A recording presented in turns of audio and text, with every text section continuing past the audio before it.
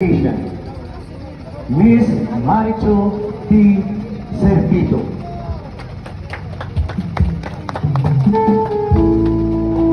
Miss Marichu T. Servito is a 20-year-old young lady, the proud daughter of Mr. and Mrs.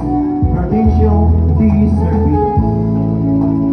She dreams of becoming a teacher, someone who will not only educate minds, but will also touch hearts and shape futures.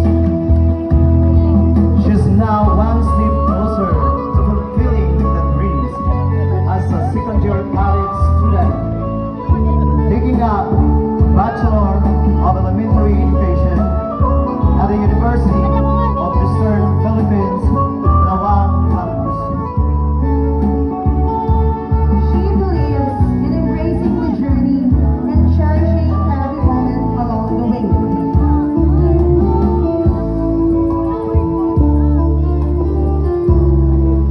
Again, our second runner-up is Marichu T. Servito.